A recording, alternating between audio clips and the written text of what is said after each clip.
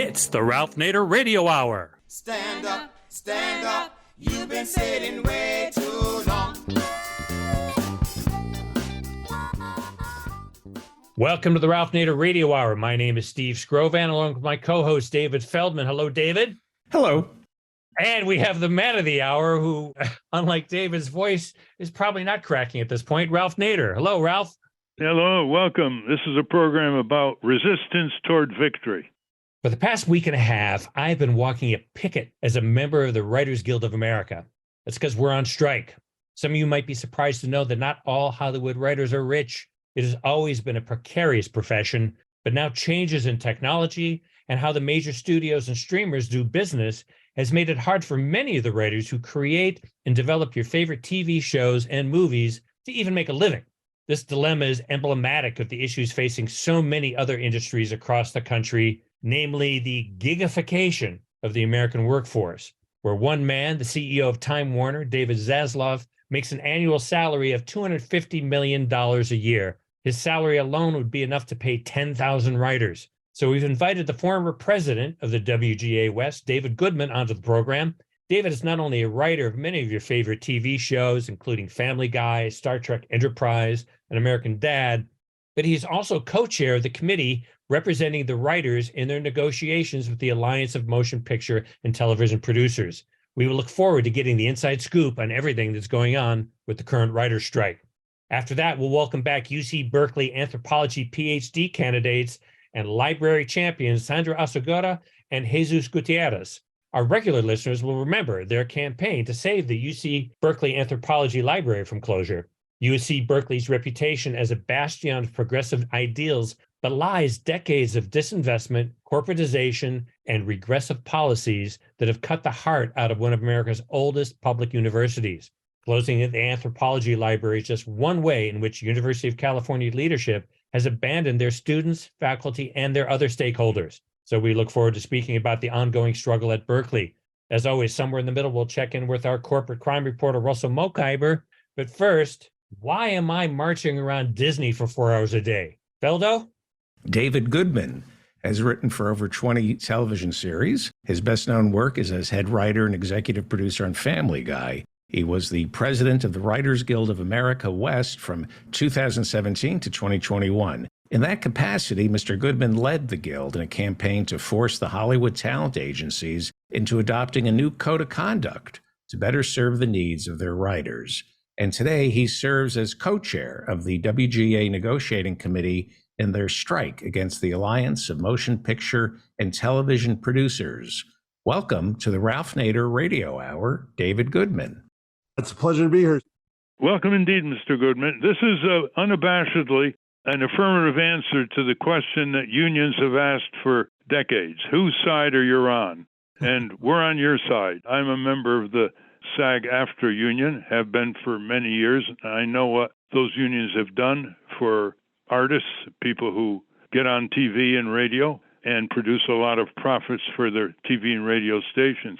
So welcome again. And I want to open this by providing a frame of reference. You're dealing with an industry that pays some of its executives a lot of money. One of them received last year, reportedly, a pay package worth $250 million. That is 2.5 times more than what Tim Cook, the CEO of the most profitable corporation in the world, Apple, received. So this is where it all starts out, the double standard, the inequity. And I want to hand this part of the program over to Steve Scrovan because Steve is very much part of it. He's been involved in the picketing and the demonstrating and the public information. And let our listeners know that a lot of those programs that they watch on TV or listen to on the radio all over the country are written by the people who are on the picket lines and are pretty mercilessly exploited by the corporate titans that rake off the profits. Why don't you take it from here, Steve? Yeah, thanks, Ralph. David and I have known each other for a long time, probably 15 years since the previous strike from 2007, 2008, which was really an important strike for the writers to get jurisdiction over what they, at that time, they called new media. It was essentially the internet. And we knew that if you don't get your foot in there, at the beginning, then you never get it back. Why are we striking today, David? Why am I walking for 4 hours around the Disney studios on strike carrying a sign? First, let me just say it's a pleasure to be here and pleasure to be talking to you and to Ralph Nader, one of my heroes. But just speaking to the specific situation, it's very similar in a broad sense to what happened in 2007. We saw a future back then of streaming television, which didn't exist then. There was no streaming shows back then, streaming movies. That Netflix was a DVD library. But we knew that if we didn't fight for that coverage then, we were looking at a very bleak future for writers who would be, as to use Mr. Nader's analogy, ruthlessly exploited, not analogy, you have a term. And now we're looking at a future in this new streaming model where writers aren't going to earn enough to stay writers, that these companies that we work for are spending billions of dollars, making billions of dollars on the product that we create. And writers currently, many of them, can't afford to pay their rent, can't afford to live in the cities where they're required to work, need to take second jobs. Now, again, that's a very familiar situation in labor across this country. And what we're saying is, if these companies are profitable, if, as you stated, that the CEOs are making these pay packages that, frankly, are more than what we're asking for every writer to be paid in our package, literally, over a 3-year contract, we need to fight. And one of the unfortunate products of capitalism is that a union at some point has to exercise its power to get what it, not just what it wants, but what it needs for its members. And that's why we're on strike. Before we get into the details with Steve, tell us the names of these companies. They're household names, and they've got a trade association that camouflages their logo. What are some of the companies that are trying to squeeze more or not provide adequate livelihoods for the writers, without whom they wouldn't be able to sell their entertainment, documentaries, fiction, nonfiction? Well, there's Netflix, there's Apple, there's Universal, Comcast, Paramount, Sony, Amazon. And what we're sort of seeing also is these sort of new players in the business, which is Disney, obviously, is a legacy company, these sort of companies that always produce product, Disney, Universal, Paramount, and now these tech companies, Netflix, Amazon, Apple, which were traditionally not in this entertainment business, but now are, and all of them are sort of squeezing profits from labor. They're kowtowing to Wall Street. They have to show profit growth, not just profit, but profit growth. And that always seems to fall on the backs of the labor that produces the products they make. So, David, the climate seems different from 15 years ago, in that 15 years ago, it seemed like the Writers Guild was alone, because we always sort of have to be the bad guys in the economic ecosystem of the entertainment world. Why don't you describe that ecosystem and the other entertainment unions and our relationship to them? Right. Well, I mean, historically, it is history. There are difficulties between the labor unions that the companies helped engender, that the companies saw it in their best interest to divide labor, to characterize the Writers Guild as crazy, as not being realistic, as being childish. Literally, those were terms that were used to describe a union that has always really stood up and fought for its members. And it divided us from our other unions in this business. And that has changed. And the reason that has changed is now across the board, the membership of those other unions are feeling squeezed. It's not just writers who are being squeezed, actors and directors and the crew people and the crafts people and the Teamsters. And the Teamsters have stood up and are standing with us in an amazing way. And I think that's a function of how life in America has changed. And so now that the fact that the Guild is willing to stand up and to fight, the other members of their unions and those leaderships of those unions recognize that the Writers Guild is the tip of the spear, that our fight is their fight, and that whatever we get is going to help them improve their contracts and their lives. So that's how it's changed. But really, historically, the AMPTP, this organization that represents the companies in their negotiations, did a really effective job of dividing labor And, in most other businesses, the unions would all be negotiating with one company. And in Hollywood, they flip the story. All the companies negotiate with each union separately. And that also further divided us. But that's changing this year. We have support from all those unions I named. And it's because everybody is feeling the squeeze. And it seems like emblematic, like you've mentioned, of what's going on across the country in other industries, where you have the financialization of those industries and the gigification of the labor force. Talk a little bit. That's a word I've been hearing a lot that's been coined, the gigification of the labor force, which is probably the thing that you mentioned has unified us with all these other unions. Yes. Basically, what has happened in this gig economy is now coming to writers. Writers used to be able to have a career. They used to be able to, even though built into working as a writer is a lack of security, is a going from job to job. The fact is, the union helped protect writers to allow them to ride out the periods where they weren't working. Now, because wages have been so squeezed, and because the companies are really looking to say to us, we don't care about writers having what we call term employment over a period of time that allows for building a career and staying a writer. We're looking at a future that if we don't do something, writers will work a day here, a day there. They've proposed for writers who work in comedy variety, like the late night shows, a day rate. That we've never had a day rate. Like there was always a minimum of at least a week's work. And we're seeing that writers are working for limited amounts of time, not enough money to ride out their year. And then they're always looking for the next job. They always have to be, just to make ends meet. I mean, we're not talking, there is a sort of a misunderstanding that somehow all writers are living a successful, comfortable life. And that used to be the truth of being a writer in Hollywood. If you had any kind of career, you did actually get to live a comfortable life. That's not true anymore. And yet the companies we work for are making all these billions in profits. David, I read in the New York Times that these companies are paying huge sums to produce these films. Yep. Apple, Sony, Netflix, they're all big companies and have a lot of money. But where's all this money going to? Well, that's the thing. I mean, they're competing with each other, and they're putting money in, for big name actors, for expensive locations, for promotion of it. And so show budgets have increased by 50% in, I think, the last 5 years. And yet the amount of money spent on the writers is the same or shrinking.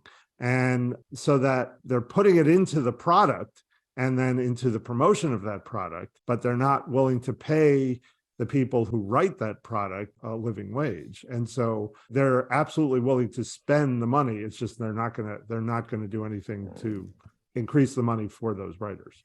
One of the things that I was brought up short with when I went to one of the first informational meetings a few months ago was that pointed out that 20 years ago, the entertainment industry was a $5 billion business. And now it's a $29 to $30 billion business. And yet our share of it has been reduced. Talk about that. Well, I mean, so again, as I mentioned, show budgets have increased, that the profits of these companies have just gotten wildly outsized from previous years. And yet writers are making 24% less if you take inflation into account than they did 10 years ago. And so the idea that writers we have a contract that lays out minimums for us, and the minimum was supposed to be a floor. Now it's a ceiling. 50% of our members work at the minimum. That was never the intention of our contract. The intention of the contract was to make sure that the companies couldn't fully exploit us. Now they're saying everybody's going to make this minimum, and it's going to get, that section of the population is going to grow. The writers who actually run television shows, these are in many cases our most experienced members who've worked in television for some length of time. A quarter of them are working for minimum, and they're running these shows that really do lead to enormous profit for these companies. So you're sort of seeing an oppression, a labor oppression of writers, of you want to be a writer, you're going to just barely make enough money, maybe not enough money to survive. You might actually have to get a second job. And again, that idea that there used to be a path to success in Hollywood as a writer, and they are taking away that path to success. David, before we get into what the union is demanding in their negotiations, Who is this guy who's making $250 million? What's his name? What company does he run? And how does he get away with one of the highest paid executives in American history? Well, I mean, I think you're talking about David Zaslav at Warner Brothers, who was actually head of Discovery, and they merged those companies. And I think that the way he gets away with it is by overseeing this merger of these two companies and then pleasing Wall Street. Wall Street now rates that stock as a very good stock. And so the shareholders there reward this man who has raised their stock price and shown profit growth with an outsized reward that literally could pay every writer under our contract for 3 years. So what that ignores, and this is where it's so strange and kind of through the looking glass, is the purpose of these companies is to make product, is to make television shows and movies. And yet over at that company, and not to just single him out because I think it's happening in a lot of places, that isn't their goal in the short term. It's actually making cuts in labor and taking write-offs of movies rather than releasing them. And it's a very kind of antithetical to what the purpose of these companies is supposed to be, which is to make product that people watch. And the fact that he's using that company to just raise a stock price, well, for what? What's the future of that? And that's a stock quarter to stock quarter mentality that loses sight of the point of the company. And it's very, very upsetting. It's very upsetting because I work in a community that is filled with enormously talented, hardworking, creative people who made a compact with these companies to reach an audience, to be storytellers and participate in that. And the companies used to see great profit in that, and they still do. There's a reason they're negotiating with us and not just, or there's a reason they did negotiate with us. And the reason that our strike does have power is because America and the world relies on this product that we create. Those stories that we create are a connection, are a way for people to connect. And because of this corporatization, some people are losing sight of that. And hopefully this strike will bring them back. Well, Ralph, I would say we see this. We've talked about this on this program when we've talked about Boeing, we've talked about General Electric, where these formerly great engineering companies, no longer their first priority is not making stuff anymore. It's just bumping up their stock price any way they can. So that's why I think this strike and this whole labor issue is emblematic of what is going on across all industries in America. David, what are the union demands that they've brought to the negotiating table? So all of our demands are about compensation. They're all about making sure that if you're a television writer, you'll be employed for a certain amount of time, that if you're a television writer who creates a television show, you won't have to do it by yourself, that there will be other writers hired to help you do that, that if you're a feature writer, a writer of movies, that if your movie is going to just be on the streaming service as opposed to being in a theater, that you're going to be properly compensated for that. You're not going to have to take that on a discount. If you're a comedy variety writer and you're writing a show in the streaming world, that you're going to have the protections of the minimums and the pension and health contributions that all the other writers in the union have. Currently, they don't have that protection. All of our demands really sort of fall under this just broad category of pay us enough so that we can live. Don't exploit us. You need to properly pay us. It's all about compensation across the board. And there are a lot of very specific demands, speaking about specific working conditions that we're trying to address. And does this mean annual salaries and bonuses, or you pay piecework? This is just the piecework. This is just our weekly contracts are, that so that there's a duration, like a writer. Many writers are now getting a job for 10 weeks in a room working out, let's say, a story for episodes of a television show. We're saying it's got to be longer than that, because we're also historically in the Guild, there's been sort of almost a training program of writers who learn the production of a show because they're working long enough on that show to gain experience. And now the writing of the show has been separated from production. So many writers aren't getting that experience. And so we're going to be losing a workforce, a talented workforce that the company's benefited from. Like that's the crazy thing about what we're fighting for. They benefited from a system that they're now destroying. We created hit movies and TV shows because writers were able to stay writers because they could learn from other writers. And in a weird way, we were trying to save them from themselves, that the things we're asking for in this contract benefit them in the long term. And again, our asks are not in any way things they can't afford. It's literally our opening offer, our opening proposals were worth less than 2% of all of their profits. And obviously with an opening proposal, we understand that's just the beginning of a negotiation, but they didn't want to agree to that. So this is pretty shocking. Do you say 2%? Less than 2% of their profit. It's almost like the tomato grower gets less than 5 cents out of the dollar tomato that consumers pay for in the supermarket. Now, if some major actors and actresses supported you, like Tom Hanks, Meryl Streep, have they come to your support? We are getting a lot of support from actors in our union in SAG, the Screen Actors Guild. So we're getting a lot of support from those actors. They show up to the picket lines. I don't know those specific ones that you named. I don't know, but there have been others who've spoken out in support, and we obviously very much appreciate that. If a George Clooney speaks out, you're going to get more coverage. That's why I asked the question. We're the Writers Guild. We reach out to everybody, but my concern is my members and making sure that my most high-profile members stand with us, and they do. We have plenty of well-known writers in our union, and they have stood up and are standing with us. George R.R. Martin, I just had a phone conversation with him yesterday, has been writing great blog posts as an example of a very well-known writer who's standing with his union.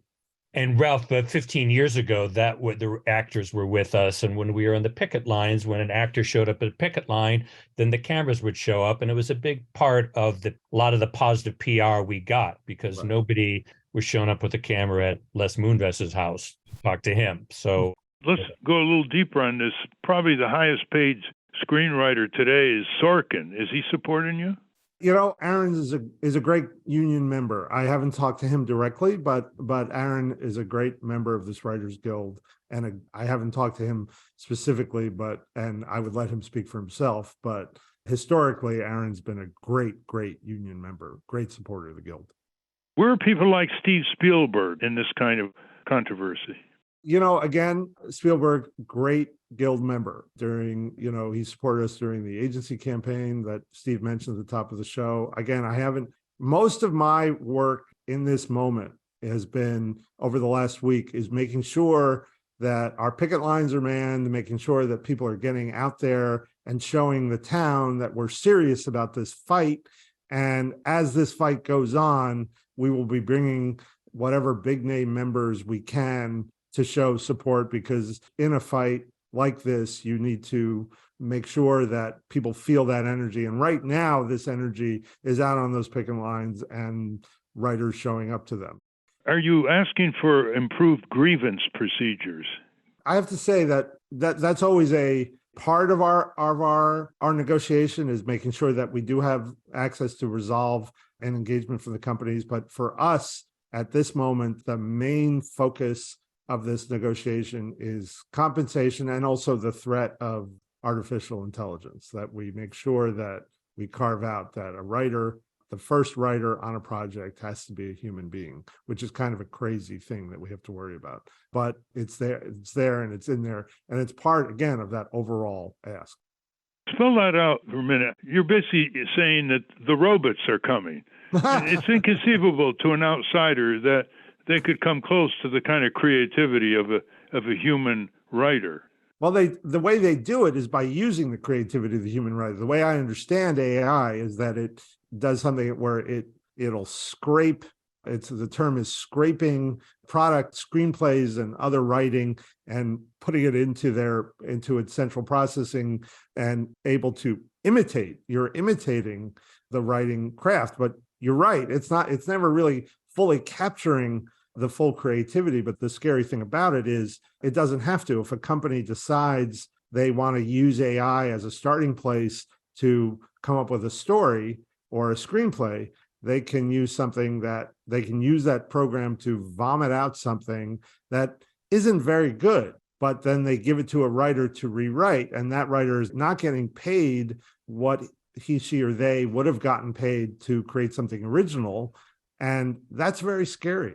That's very, very scary, because I could see that happening shortly. Companies really looking to save money by just using this AI to create something, and then suddenly the writer isn't the first person hired, and if they're not the first person hired, they may not get credit, they may not see any of the residuals from that work, and they won't be as well paid. And that's something we've got to put guardrails around. I see. I look forward to a movie where the AI robots automate the bosses. They should be much more easily automated than the creative script writers, right, Steve?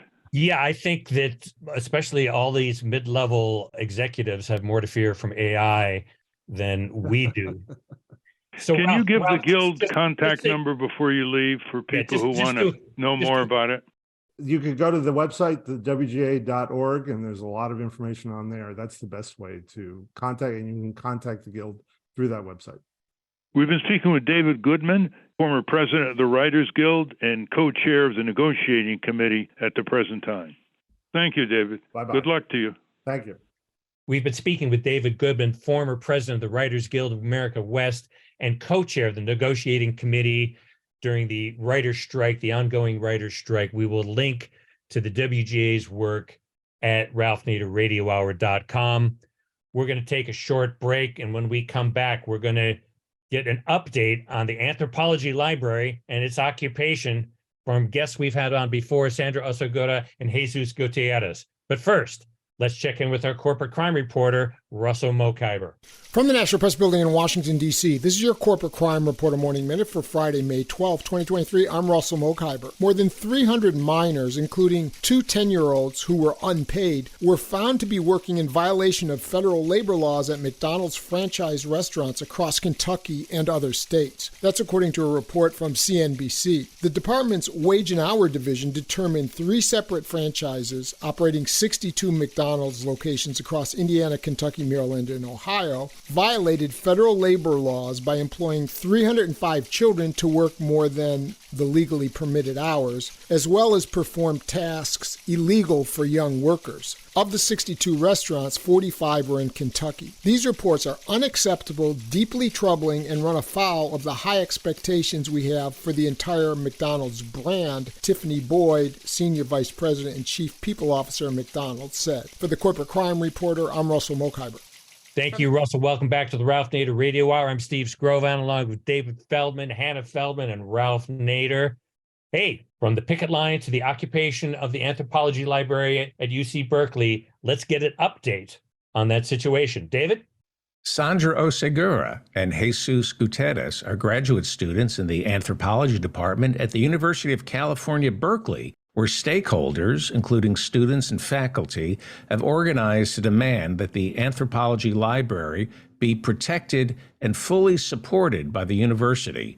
Welcome back to the Ralph Nader Radio Hour, Sandra Oseguera and Jesus Gutierrez. Hi, David. Thank you so much for having us again here. Yeah, thank you so much for having us. Welcome indeed. In fact, it's more than protection. They're trying to keep the library open, which the administration wants to close to save a few bucks while they pour hundreds of millions of dollars in a nearby giant building dedicated to artificial intelligence. Before we get underway, I just came across the article in the Chronicle of Higher Education by a former graduate student in the Department of Anthropology at Berkeley, Caitlin Zaloom, May 4th. And here's what she says about what you're doing. Here's what she said, quote, "This is no local fight. Two visions of the university are clashing. One vaunts technical mastery and promotes corporate will.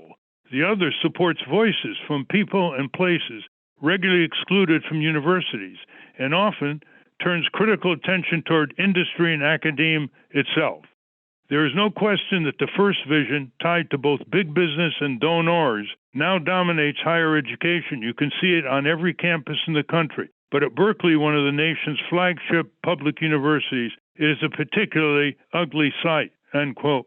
And then she makes a personal comment, quote, "The library is a place where students do this together. I know because I spent hours every week at the tables and among the stacks as a graduate student in Berkeley's anthropology department. Over those tables, students gathered books and articles written by anthropologists and mastered the history of their field," end quote. And since we spoke, Yesus and Sandra, the New York Times had a front page article with a photograph on the front page and 4 photographs on the jump page describing the resistance by the students, the sit-in, the arguments they use, and the stubbornness of the administration, which is trying to overwhelm the unanimous opposition against closing this specialized library by the faculty and the students. So that's where we are. So tell us, Sandra or Jesus, where you are now and how many students you have occupying this wonderful library and what your plans are. Yes, well, thank you so much for having us here. And as you read Caitlin Salum's article, I want to highlight that she touches on really what we're trying to do here. We truly disagree with the vision that the administration has for this university, and we believe that it can be different, that this can truly be a public university for students, underrepresented minorities, but also for the public, where public can come here, especially to our library, and be curious, collect knowledge, and have a refugee where they can find themselves in the shelves, in the stacks. So that for us has been really important, and I'm very happy that Caitlin Salum could summarize that vision that we have for our university and for our department, and especially for our library. About the occupation, Jesus, you want to tell us more about the occupation? Sure thing.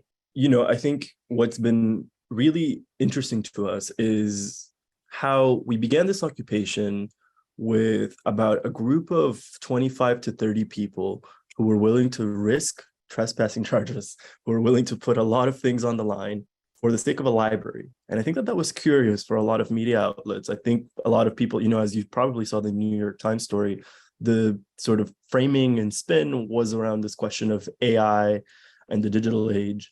And I actually, what we expected that the sort of energy and the momentum and the passion that the New York Times article captured would sort of wane as the days went on. But now we are on night, what is it today, day 20? Yeah, today's day 20. Today's day 20 of our occupation. And last night, we had about 20 people sleeping in that library. And, and the day before that was the first time that our numbers dipped to 15. So it's been really amazing, like just seeing new supporters come in through those doors of the library every single day. I think people are realizing that they can take control over their education into their own hands at a time when the UC Berkeley administration, with its increasingly corporate posture, really refuses to do so, really refuses to have the right priorities. And I don't think that it's a coincidence that this occupation is happening at the same time as Oakland Unified School District teachers are on strike. The things that Oakland School District is telling their teachers who are on strike are more or less the same things that the UC Berkeley administration is telling us. There simply is no money for the things that matter. Well, there's plenty of money for the football program. They pay the coach at Berkeley $3 to $4 million a year, which is enough to support the anthropology library for many years. And listeners should know that this is one of the great anthropology libraries in the world. We're talking about over 100-year history here, and people come to use the library who are not students because it's a public university and the library is open to people in the San Francisco area or anybody who wants to come and use the facilities. I know you're getting reaction from all over the country, not just from Berkeley graduates. but you're getting reaction people who might be saying, they're trying to do this to us in Vermont. They're trying to do this to us in Florida. Well, Florida is getting headlines because the governor, DeSantis, is engaged in censorship of textbooks and book banning. But the ultimate book banning is closing a library, shipping all these books to a remote warehouse in Richmond, California. Listeners should know that we are supporting this wonderful effort, which I hope will continue to grow with faculty and students, not just in the anthropology department, but other departments where specialized libraries are being closed down. We're supporting it, and just recently there was a demonstration in front of the building on Scott Circle, owned by the University of California, Berkeley, for students who spend a semester as interns in Washington, D.C. I've spoken numerous times to the students in their lecture hall on the first floor. And so now people in Washington are understanding what's going on. I understand you got a comment by a major donor who said, they want to save this amount of money. Well, I think I'll cut my contribution annually by a couple $100,000. So the Chancellor, Christ, and whoever is behind this are going to have to worry about declines in donations to the university. They're going to have to worry about student applications, students who decide, do they really want to go to a corporatized university, a destruction of the public traditions of the university. So I want to ask you, because this interview is being transmitted over KPFA in Berkeley, so people in the Bay Area are listening to it, what kind of help would you like? You're sitting in, this is a 24-hour dedication, it's going to go on. What kind of help from the community would you like in terms of help in kind, help in public support, contributions to provide food? What would you like from the Bay Area? From the Bay Area, we are always happy to encounter people that come into the library and just give us words of support. That is very encouraging. What we are requesting right now is that if someone wants to donate or lend us some air mattresses or sleeping bags, that will be really helpful, because we have a lot of students that join us and sometimes they are not prepared to sleep on the floors. So that could be one way of helping us. We are right now trying to reach out to restaurants and other businesses that could sponsor us to serve meals. We usually have among 20 people that we have to supply dinner for, and that is one of our main challenges and where our money is being spent on. Also on our breakfast, so that could be of help. And we are also receiving monetary donations through our fundraising campaign in givebutter.com/saveanthro-library. Well, that's very good. And there's always serendipity. There's always people who know how to get their calls returned from the regents who control the corporation. They know how to get their calls returned from the administration just because of their stature, their influence. Who knows what other ways that they'll come up that you all have not yet anticipated. Now, one aspect of this has really troubled me, and that is the law school. Imagine if the administration said, the law school has a specialized library, we're going to shut it down. They wouldn't dare do that. Those graduates go into corporate law firms. There's a lot of money and power involved, but, they can pick on the anthropology department, which attracts a good number of Hispanic Americans, Latinos, African Americans, Asian Americans, people who are asking questions that start with why, not how. How can we get more advances in AI? Why? Why corporate power? Why so much poverty in the richest land? Why are cultural traditions being commercialized by a corporate culture? And the administration, which is basically a corporatist administration at Berkeley, doesn't like academic exercises asking the word why. Now, the law school rebuffed you, I understand, to the extent that you contacted some people, some students there, and some faculty, and they said they weren't interested in helping you. I think that this struggle is going to lead to some capricious activities by the administration. They're inebriated with their own power. I don't think they remember the free speech movement back in the 1960s led by Mario Savio. They think they can get their way, and they're digging in their heels. I think there should be a temporary restraining order filed in the court in Berkeley to open up the equitable arguments here. That's what a temporary restraining order can do. It can go into the law of equity and not be overly technical, and move to an arena that the administration is not in control of. So I'm going to keep trying to get someone at the law school or some people to help you. But you see, this is what happens when they corporatize a law school and they decide who gets in and who doesn't. And they're not known, law schools, for letting in citizen advocates at a young age. You don't apply to law school on your vitae and say that you have organized X demonstrations and led Y marches and basically challenged the corporate order and the corporate power. So keep at it with the law schools. What else would you like to tell us about what you are doing? The summer is coming. Administrations often wait students until they leave and then they move in, but this is not going to happen, correct?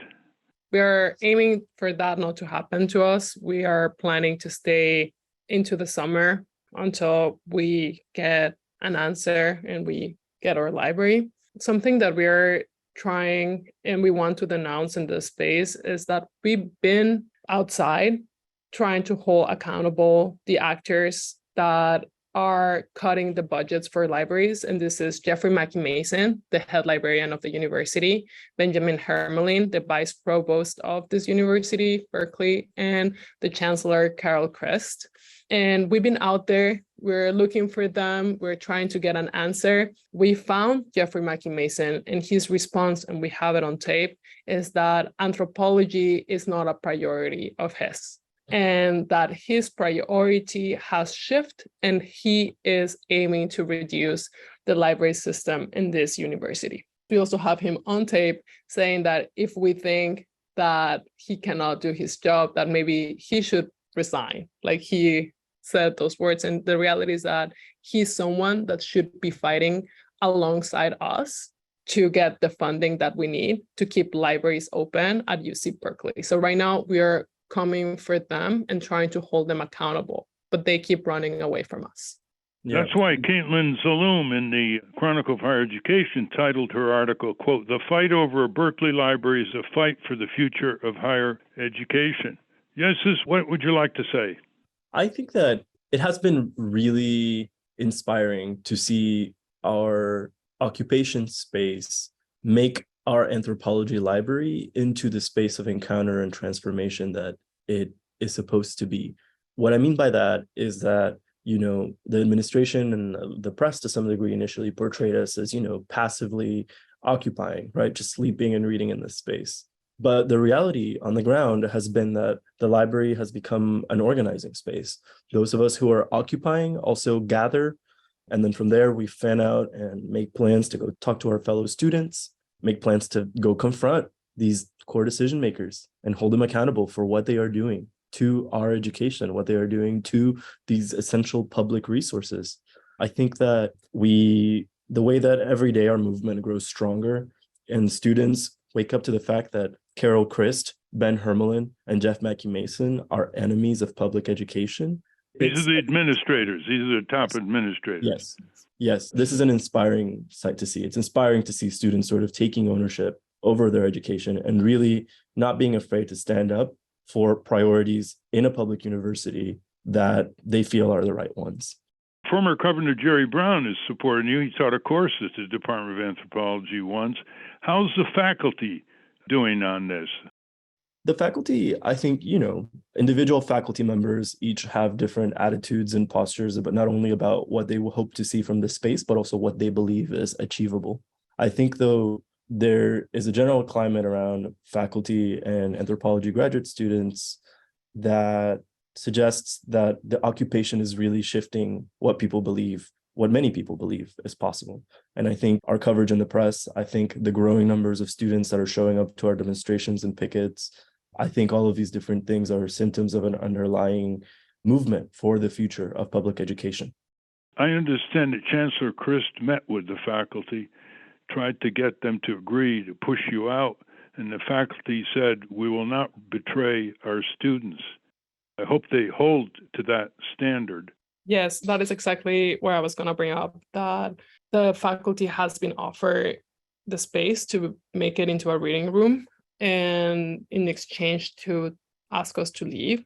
And I think that that was something that when it was brought up to them was like, well, the occupation already won this for the department, the space, because the space was never truly promised to us. We had to make a bid as a department, and that was too complicated. We weren't prioritizing that bid, so they wanted to frame it as a symbolic win of the occupation. However, us in the occupation, we are not here for, we're not chasing symbolic wins. We want a fully functional library, because that is what matters to us. And the overwhelming desire of the department, faculty and grad students, is to keep a library open. And what we know about what happened in that meeting is that the majority of the faculty there spoke up and clearly said, we're not betraying our students and we're standing with them. And for that, we are incredibly grateful, because even though we are willing to continue on our own, having that support means a lot to us.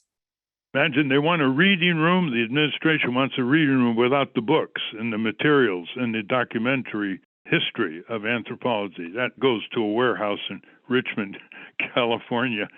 Tell me this, are graduates of the Department of Anthropology at Berkeley, who are now all over the country, contacting you? Are graduates of the University of California generally contacting you? Yes. I would urge them listening to this program to do so. And if they do, what's the best way to contact you? Well, they can always find us on Instagram. Our Instagram is at Save the UCB Anthro Library. And if not, they can reach us via email. My email is oss@berkeley.edu. And Jesus, you want to share your email? My email is my first name dot last name at berkeley.edu, JESUS, first name, last name, GUTIERREZ. And what about the student newspaper? Are they rising to the occasion? The Daily Cal. I would say that there was some coverage in the first week, but I think in general, I haven't seen that many articles in recent days. Maybe that could just be me focusing on other things, but. Jesus and Sandra, give us the timeline here. When is the university graduation date? When are the students leaving campus? Is there a summer school where students take courses? What's the scene? So from what I understand, commencement is next week on Tuesday. And I think, but a lot of our undergraduates have already started leaving campus because this week is finals week. That said, there are a lot of, even though people are starting to sort of dissipate for the summer, we've gotten a lot of expressions of interest from people who have told us, okay, now that I'm done with exams, I can come start sitting in with you guys. Or it's powerful stuff to see people just coming out and people who are just learning about this, telling us, like, oh, if I had known about this, I wouldn't have accepted this or that internship, so I could stay here for the summer with you guys. So it's been really exciting to see how passionate students are, even if, the summer is obviously going to shake things up a bit. And yeah, I think all eyes right now are on Chancellor Carol Christ. In 1999, she sent in police to mistreat and choke protesters standing up in defense of the Ethnic Studies Department here at UC Berkeley. After, I think, right now what we are doing is not so different from what those students were doing 25 years ago. So yeah, it's your move, Chancellor. If there are any pro bono lawyers out there in the Bay Area willing to lend these valiant students a hand, they can benefit from legal advice. All I say is shame on the law school at University of California, Berkeley. The Lawyers Guild student chapter didn't even bother to respond to your request for help. I'll try to make some calls to some professors I know, but they've got their own arena. They've got their own protected legal library. They've got their own corporate recruiters that come and interview. So it's not surprising that they don't see the higher education dimension and what's at stake here, not just for the Department of Anthropology, but for public education at the university level in general. Steve, David, Hannah? Let's just defer to Hannah here because she's a graduate of the anthropology department at Berkeley. So go ahead, Hannah.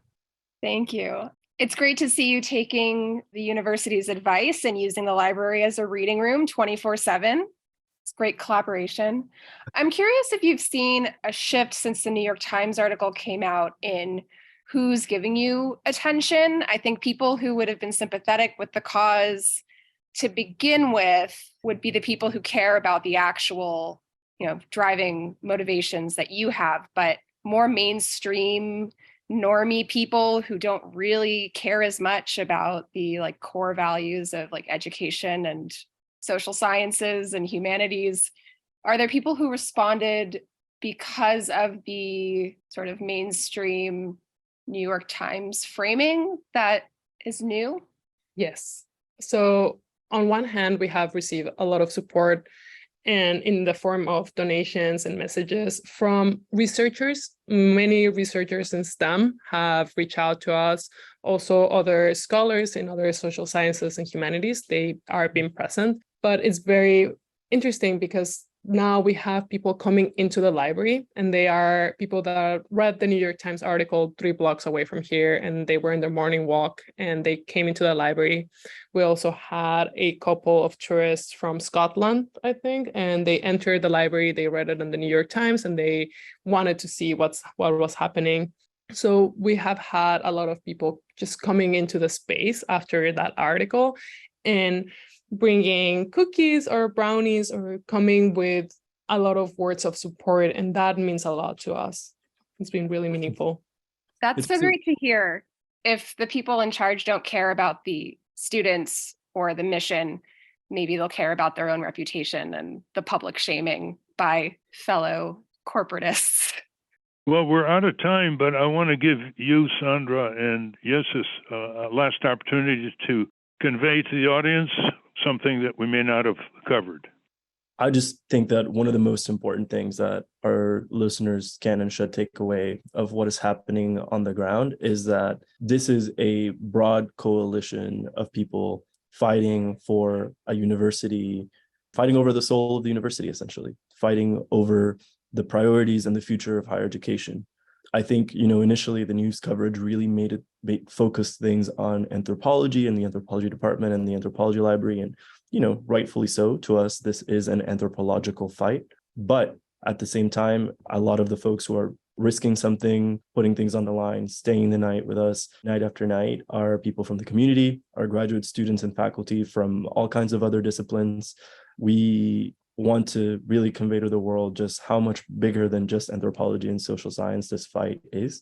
For many people, this is a continuation of the conversation started during the strike in the fall. And it's a conversation that's fundamentally about, whose university is this? I think time and history will tell, but I think we occupiers have a very particular answer to that, and the ball is in the administration's court. Well, we've been talking with Jesus Gutierrez and Sandra Oseguera, two of the leaders of the resistance to closing the great anthropological library at the Department of Anthropology, University of California, Berkeley. And once more, could either one of you give the contact number very slowly so people listening to this program can contribute their values, their ideas, their suggestions, their support?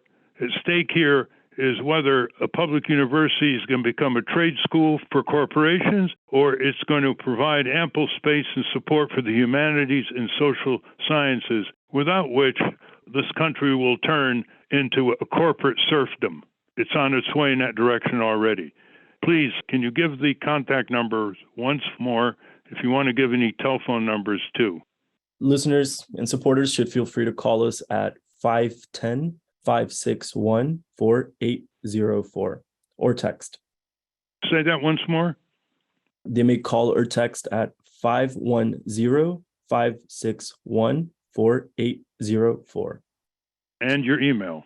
The email is oss@berkeley.edu. Well, thank you, both of you, and thank your fellow students and your faculty and all the people in Berkeley who are supporting you. This is going to be a struggle backed by stamina and broader support from all over the country, and it will be continued. We'll have you on again to report developments. Thank you again. Thank you. Thank you. We've been speaking with Sandra Oseguera and Jesus Gutierrez. We will link to Save UC Libraries at ralphnaderradiohour.com. Ralph, you wanted to address some feedback we've got on some recent shows. Well, we get a lot of interesting feedback, but this time we got two really wonderful letters, very thoughtful letters. The first one was by a lawyer, Eric Thurson, and he was commenting on Shane Inspector's program. And he made some very important points, pointing out the nuances and what it takes to deal with medical malpractice cases that involve the elderly and not all that much financial damages because the elderly are retired and they can't argue wage loss. And he made a lot of other statements. It's so valuable, we're going to send it to Shane Inspector, but we want you to read it, and it'll be up on our RalphNaderRadioHour.com. The second one was quite remarkable. It was by a woman who had a career in sports. She started in Lebanon, and she describes herself as a 67-year-old woman who was very active in sports, and she was upset that we didn't talk about the role of female athletes in our program, which focused on baseball, and all the hurdles that women have had to overcome and girls have had to overcome to get equal opportunity and equal treatment. Of course, you know, we have been on top of Title IX for decades because one of our colleagues, Arthur Bryant, was one of the chief, if not the chief litigator to enforce it on college and university campuses. She writes this long letter, and it is full of information. I read it twice. A lot of it is her own experiences, and she ends up by saying, quote, "I urge you to pay attention and not ignore 52% of the world's population." And we certainly will be paying attention to that in the future. But I want to thank you, Randa Baramki, wrote that letter, and those of you who are interested in this subject can read it in its entirety on RalphNaderRadioHour.com. Thank you both for sending letters that I know took quite some time to compose. I want to thank our guests again, David Goodman, Sandra Oseguera, and Jesus Gutierrez. For those of you listening on the radio, that's our show. For you podcast listeners, stay tuned for some bonus material we call the wrap-up. A transcript of this program will appear on the Ralph Nader Radio Hour Substack site soon after the episode is posted. Join us next week on the Ralph Nader Radio Hour. Thank you, Ralph. Thank you, everybody. Yeah, tell your local radio TV stations to report some victories once in a while where the citizens rise up and drive back the forces of greed and exploitation. Well, you've been sitting way too long. Oh, step up. You know what's right and you know what's wrong. Rise up. Don't let the system hold you down. Stand up. Oh, stand up. Oh, you've been sitting way too long. Wow. Say you're tired of trying.